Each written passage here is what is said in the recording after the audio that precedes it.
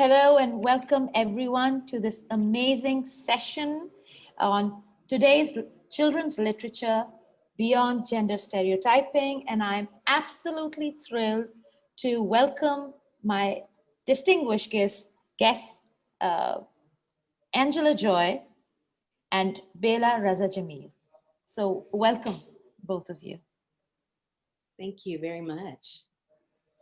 So I'll start in Lovely to be. alphabet. It's a pleasure to have you both. So I'll start with the introductions and I'll go the easiest way, which is in alphabetical order. Angela Joy was born and raised in Minneapolis before graduating summa cum laude from the University of Minnesota. Angela attended New York University and Spelman College. With a move to Los Angeles, California, Angela traveled extensively as a background vocalist, also working in television and movie soundtracks. Currently, Angela is an author, substitute teacher, Girl Scout cookie manager, troop leader, fifth grade book club moderator, and music lover. She is the co-founder of the McGaw International Culture Club. She lives in Southern California with her husband and two children and will always call Minneapolis home. Black is a Rainbow Color is her first book. Welcome, Angela. Thank you so much, Sabine. Great to be here. Baela Raza Jamil, CEO of Idara Taaleem o Agahi, Center for Education and Consciousness, is a public policy specialist, innovator, and an activist. She leads the annual Status of Education Report, Pakistan, a citizens' accountability learning initiative, and is the founder of the Children's and Teacher Literature Festivals, a nationwide social movement on learning for meaning and inclusion. Since March 2020, Baela has been engaged with COVID-19 response at the institutional, policy, and provincial, national, and global levels, including collaboration with the government on EdTech Solutions Teleschool. A former technical advisor to the Federal Ministry of Education, she's associated with several initiatives on early years, Girls' Second Chance program, and life skills nationally and globally. She's on the board of the Punjab Social Protection Authority, Member Advisory Committee on Education, and National Steering Committee, ECD, Ministry of Planning, Development and Social Initiatives. The Platform for Girls Education, Foreign and Commonwealth Office, UK, Commissioner at the Education Commission and Education Workforce Initiative, Member Advisory Board, Global Business Coalition for Education, Chairperson SDG Task Force, Global Alliance to Monitor Learning, UNESCO Institute of Statistics, and founding member, People's Action for Learning Network. She is the managing trustee of a school for the most disadvantaged with an IBPYP program, the Sanjan Nagar Public Education Trust, and board member ILM Association and EdTech Industry Alliance in Pakistan. So welcome, Baela. Can you hear me? Yes, I can. Thank you so much. So a little bit about the panel or the chat we're going to have. Storytelling is the most potent tool of learning for children. A significant knowledge construct, reading a book, assists them to learn about themselves and the world they live in. It helps them envision the unknown, take refuge, and like winged dryads, fly off to unexplored, fanciful realms of imagination. This theme seeks to investigate and uncover gendered messages in children's literature, the notions of power and power dynamics in relation to masculinity and femininity, as well as the application of nuanced diction in storytelling vis-a-vis biases and gendered roles, etc. The conversation seeks to create a narrative focusing children's literature that moves beyond the binary to celebrate inclusion and diversity, and by embracing individuality and disregarding stereotypes. So now, my question. We've been talking about gender stereotype and moving beyond that. But when you look at even the alphabets, that are being taught to children, the A's and B's and C's, you see, there's a colonial, if I'm, and correct me if I'm wrong, there's a colonial shadow, uh, we say A for apple and B for ball, and this shadow of colonialism and marginalization. Do you think, what is your response to that? We'll start with Baela and then we'll move on to Angela, and the platform is yours. Thank you, Saveen. You've started with something which is so provocative to me. I started school at the age of 4, actually, in 1960. My father was in prison, I remember. He was a communist, and it was the height of Cold War. And my mother got a job in this school, and that meant that both me and my sister could be studying there without any fee or subsidized fee. And I remember that as I was there, I was introduced to a book, and it was called Radiant Reader. I hardly could read, but I kept hearing that Rover is my dog and my mother is Mary. Now, neither was my mother Mary nor Rover was my dog, and I was complaining, why are we asked to do this? And even our ABCs, it was A for apple, but B for boy, or sometimes bat, and C for cat, and so on. And I was thrown out. That was my first expulsion at age 4 because I was being very disruptive. And when friends and lovely Marzia Abbas came and Maria and said, can we do another ABC's version just last year? And I said, absolutely. And what is it going to be about? I said, that will be a celebration of our culture, about our heritage, about our colors, about our crafts. And so A will be for Ajrak, and B will be Bhawalpur, and N will be Noor Jahan, the great singer that every child knows in this country, and so on. And S will be Shahid Afridi, or M will be Malala. I have just, I said, wow, let's just go for it. So this new book that has come out is being really lauded everywhere because it's not just for children, it's now being seen as everybody's book who would have loved to have done ABCs through this way of looking at it.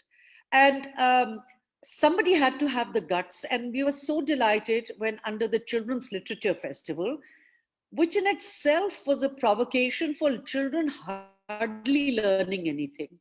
We do the largest assessment in this country, realizing that children in grade 5 cannot cope with grade 2 level basic literacy and numeracy.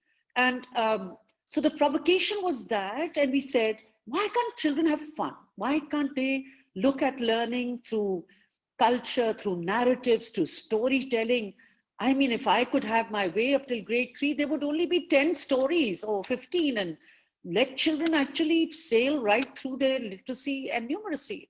So the Children's Festival, which has now done 72 such festivals in the past 10 years and is growing and evolving all the time, was precisely, can we come up with new constructs? Can we get away from these stereotypes? Can we just push away literature which in many ways is very ossifies these constructs and doesn't allow children to be children? And what can we be doing which makes people happy?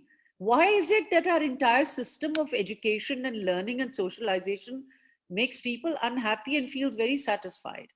It was that kind of a rebellion, and I'm a rebel at heart. Since age 4, as I said, I've been thrown out of schools 4 times, and all for good causes. So I'm sure Angela would also relate to this. I have lived 10 years of my life in US as well, and worked in, my first job was in a high school, and I know kids there too. Angela, so tell us what you feel. Do you think the ABCs, what is your point of view and how do you respond to Bela's perception? Well, first of all, what's fascinating to me as a US citizen, entrenched in the white perspective, the colonial perspective, it's never dawned on me how something as simple as the ABCs can be oppressive in and of itself. Just from the very basics, from the very, very beginning, the smallest element as you're learning to read and write and kind of think on your own, you're already oppressed. I am so oppressed that it didn't even occur to me until you brought up the subject. And I would consider myself pretty woke, right? So that's fascinating to me. But I did have a teacher friend who not long ago asked if I could write an urban book, because so many of the picture books that are available to small children take place in pastoral scenes where children can't relate to cows in the backyard or fields of flowers. Like, there are many, many children, not just in the US, all over the world, who that's great to imagine, but it's not part of their own reality. And I think we have to, as cultures, acknowledge that while imagination is important to develop, it's also very important to tap into children's experiences and exploit those, include them in their own education so that they see themselves and they're encouraged to write and read their own stories. So from my perspective, part of the issue is if there were more teachers of color, at least in the US, we have very, very few teachers of color. And of those teachers, most of them are female. So that's a very narrow perspective that we're passing on to all of our children. But once we diversify our educational base, then I think there would be many of us who can hone in on, hey, let's do a different ABC. I love that different alphabet, something that is urban, something that is relevant, something that's contemporary that the children can hang their hats on. Second, if we can get more writers of color, more illustrators of color, they can also be free to bring their perspectives to books. So that is another tool that children will be using to learn about themselves and others. Up until this point, this narrow view has been propagated by just one segment of many communities. And I'm so thrilled that that trend is reversing, but we need to step on the gas and keep that going so that something as simple as the ABCs can be altered, can be shifted so that it represents all of us. It doesn't have to be a single alphabet. There are so many ways to bring something that simple to children. And I love that idea. I love that idea. It's And brilliant. and it also, Angela, please go on, Baela. no, I just want to say, Angela, we really belong to one tribe. I mean, I think Sabine is gathering this tribe. I keep calling the festival a tribe, the Children's Literature Festival, because we are looking at not just storytellers and different ways of looking at learning, but also trying to create new narratives. And I love that. I'd love to see that work on that urban, the children of the urban areas, because I was just sharing with Sabine earlier, and I will send you our PowerPoints that I have developed. But it's called Mapping Migrations. It's in bilingual, both Urdu and English. And Karachi is one of our mega cities with over 24 million population. And in that mega city, it has got the largest number of migrants. The city is made of migrants, but especially those coming Rohingya refugees from Burma, from Myanmar, from Bangladesh, from within Pakistan. And these two wonderful girls who are artists, Rabia Jalil and Shahana Rajani, they said, why can't we actually get kids to write their own narratives? They gathered these kids from 4 neighborhoods in the thickest of urban areas from these migrant communities, and they asked them that let's talk, have conversations, drawings, map making, photography, oral histories. Taught them how to take little photographs of their own homes and write their feelings, and they ended up putting a whole, it's a fabulously, it's a whole, and they actually did a whole narratives go like that. And they became became the agents of their own writing and their experiences, each one of the different people from the four neighborhoods. And it was one of the best piece genres of work. And I would love to see this grow in more and more places, because in that they interviewed their grandmothers, their mothers, they photographed what they liked, what they didn't like. They even had one girl who actually drew and her mother's suitcase always ready to roll because they have to move from one neighborhood to another when they get shifted out or thrown out or wherever the urban settlements are unsettled and again resettled. But I think that's what makes a society come alive. And it is through the eyes of the children. um, I resonate all of what you said, Angela and Sabine. It resonates so much. This community needs to grow, and the North and the South needs to meet more often, and maybe co-produce things with children of the North and South. It's interesting though, the permission. Tell me your experience. So for my daughter, African American, raised in an African American home, all of the paintings in our house are of brown people. We celebrate Malcolm X's birthday. We celebrate Juneteenth.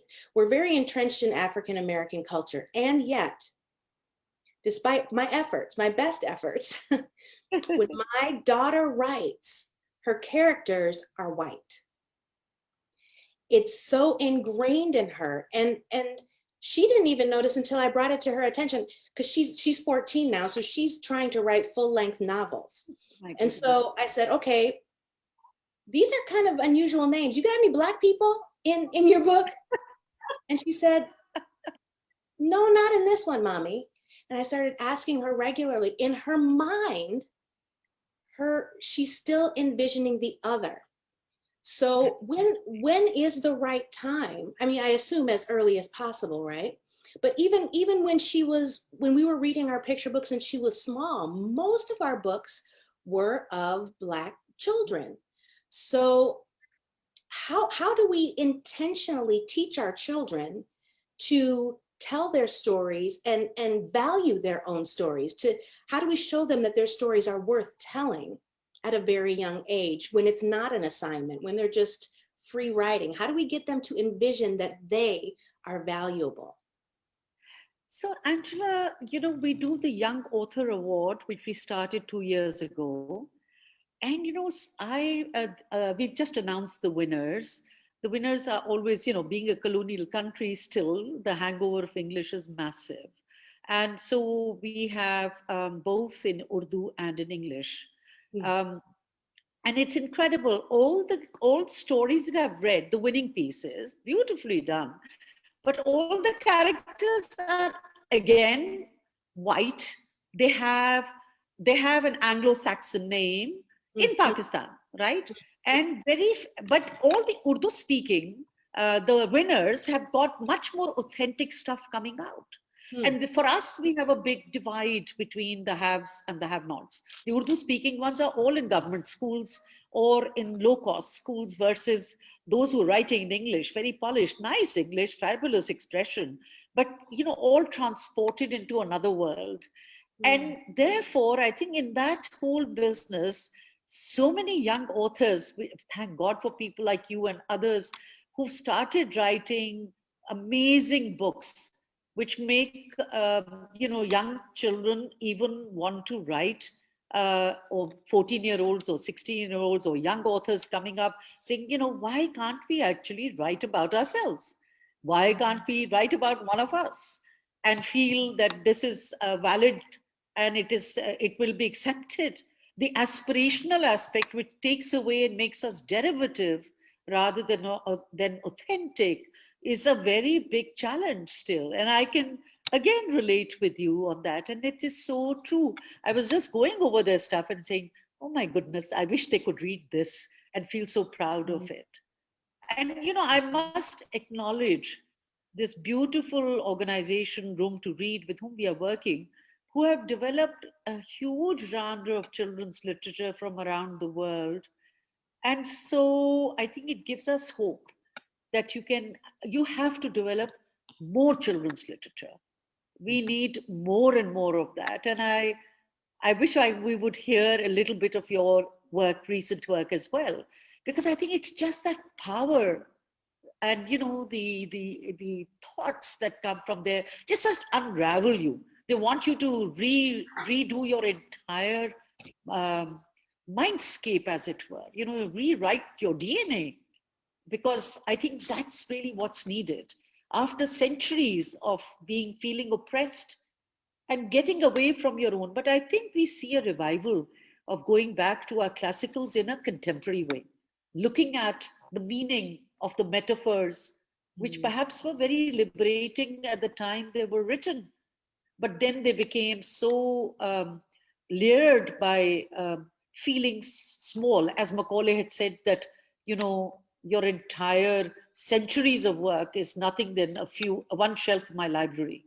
So that's how in 1835, our language and culture and everything got de-seated. And in a colonial setup, we just accepted that we were unseated, powerless, and without languages. So now it's taken us quite a long time, and we're still not there. We're still not there, as you say also, that with you with all that influence, and your 14-year-old is still stuck in that. But I think we have got hope. There are silver linings like yourself and others who are writing, beautifully and are making so much more sense. Sabine, we've crowded you out. No, no, no. I want this discussion to be between the two of you. It's tough. So Sorry, go ahead. Angela, we would love to, just that pleasure of hearing you read from your book. It would be wonderful also. I think I would love for people and this audience who's Sabine has gathered around her festival. I think it'd be great to hear something from your work. Oh, well, okay. I would love to. Thank you. Is that all right, Sabine? Yes, yes, absolutely. So the title is Black is a Rainbow Color. And I love the title. Isn't it just love? So beautiful. And it's illustrated by the awesome talent, Equa Holmes. And it reads, red is a rainbow color. Green sits next to blue. Yellow, orange, violet, indigo. They are rainbow colors too, but my color is black. And there's no black in rainbows.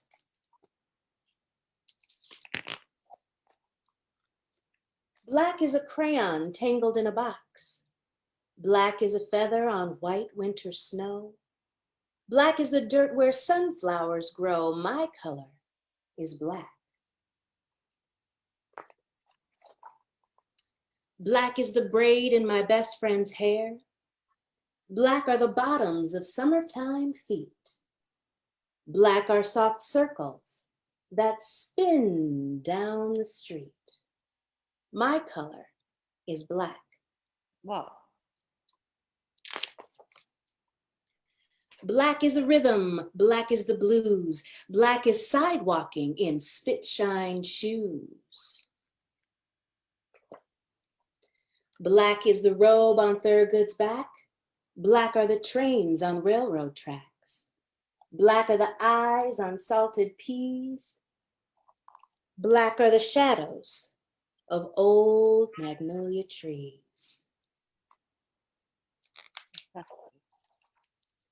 Black is molasses from tall sugar cane. Black is soft singing. Hush now, don't explain. Wow, beautiful. Black is the skillet for bread to fry. Black are dreams and raisins left out in the sun to die.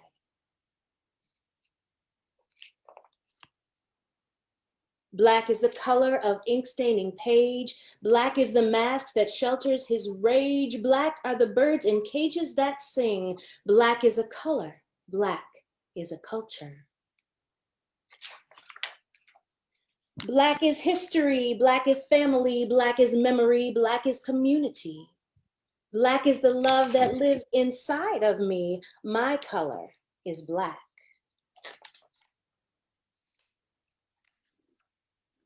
Black are the stones bearing witness to prayer. Black is the faith in a freedom not seen. Black was the man who gave the world his dream. Black is a color. Black is a culture. Fabulous, fabulous. Black is the heart of a candle in flame. Black is the power of movement in pain.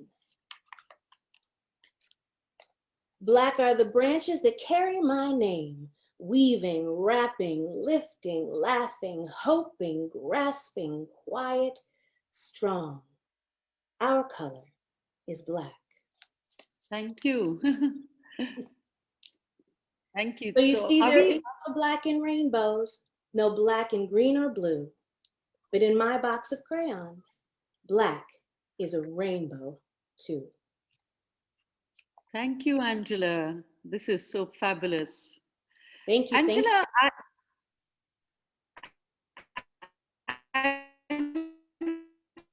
Angela, this is so wonderful. I'm going to desperately try. I'd love to read it out to lots of played, but I wanted to share also that in the books that we are writing and commissioning, the unusual friendship, for example, of a goat called Bakri Ara and Tota Khan. Tota is a masculine and is used in that way, and Bakri is a feminine. But they travel the whole of the country, and then they go through the heritage sites and show the powerful images of women in different hues. And similarly, the story of Amai and Mohenjo-daro. Amai is mother. It's a bird, the magical bird of light. So this is done by Rumana Hussain, one of our great celebrated authors, and Fawzia Manallah, who's written The Amai and the Bird of Light, going through Mohenjo-daro, 5,000 years of civilization, and kids from 21st century going there and finding out how civilized they were and how democratic societies were.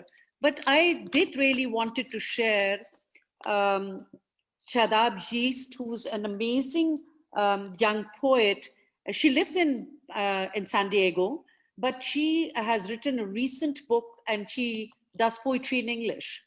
So she's published several books, but the recent one, which is Comb, C-O-M-B, is about her memoirs. And this is the kind of genre that we're looking at and saying, okay, how can we begin to challenge what was seen as oppressive, it was seen as very traditional, and using the same metaphors and coming out of those objects that oppressed us.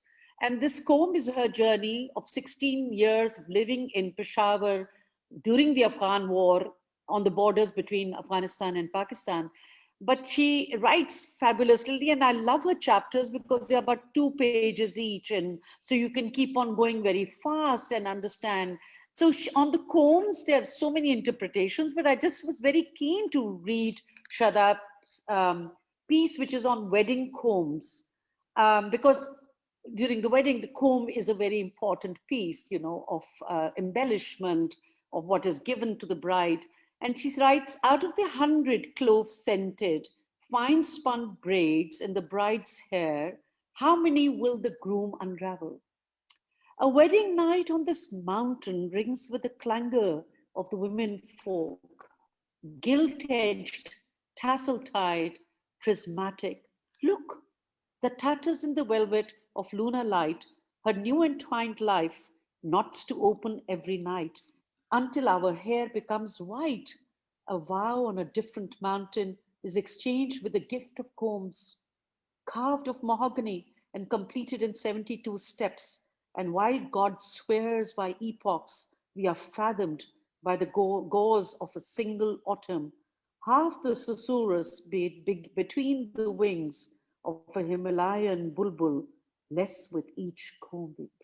And, So beautiful. imagine this is a bride, and it is about her marriage, which happens at the age of 22. And she's writing for three boys, three children, because they are growing up in US.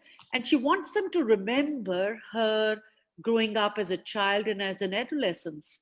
And also for three boys to see how a mother, a woman living there, feels and what it evokes for her at different stages of her life and her milestones.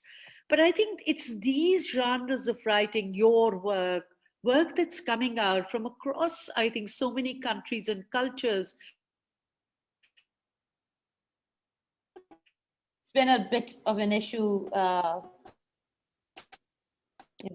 in parts of Pakistan. Going to really make our literature Oh, We've lost her. Angela, just lovely. thank you. Thank you so much. Thank you for the opportunity to read. That was unexpected. no, I really wanted to, Baela and I were discussing, and, I'm so glad that, Baela requested you. Baela, you're back? I'm here. A minute. It's just been, as I said, it's just been Sabine. I know our time is up. Yes, unfortunately. But, uh, you know, uh, I really wanted to ask one question to both of you. And how do we move beyond, yes, we have to talk about gender stereotyping, but how do we move beyond that and to include these topics of peace and inclusion, so that we instill that in our children? Angela, if you can go first. I think, first of all, at least from where we are in the US, it takes allies. We need the people who are in agreement with our ideals to buy books. We need them to hire the teachers. We need them to support local initiatives. It's not enough anymore to sit back and say, I agree. We need our allies to actually work with us, because standing by now is actually a detriment. So we need our allies to step up and support. And I think we take every opportunity that we can to meet with young people, even if it's in our homes, just the friends of our children, maybe. If they're here, then for me at least, I'm going to go ahead and explore some different art with them so that they are exposed at least when they're in my sphere. If everyone could do that, maybe just wherever they can, I think that would help to advance the cause. My whole perspective is all I can do is what I can do. But I believe that if everyone did what they could do, we could really bring peace throughout the world and bring greater understanding for different cultures. But it does take all of us. Absolutely. Baela, any last words? Oh, she's frozen. Yes. Oh, wow. So I'm afraid, Baela, yeah, I'm afraid that's the time that we have. Thank you so much. And this isn't over, Angela. We need to have these conversations over and over again. And I'm going to definitely have another session with you and Baela very soon. Baela, do you have any last words? Just wanted to say, called Across the Line. It was, and what has happened is that we've got now a blog called Piecing It Together, and we've got peace flowing, conversations on peace across. So whatever we can do to be able to have more conversations and really, as I say, across the line and piecing it together, I think we need to find many of those opportunities. It has been awesome being with both of you, and thank you for the opportunity. but let's collaborate more. Absolutely. Thank you so much, both of you. Have a wonderful evening and morning. Bye And bye. congratulations for a great festival. Thank you. Thank you so much. Thank you. Goodbye.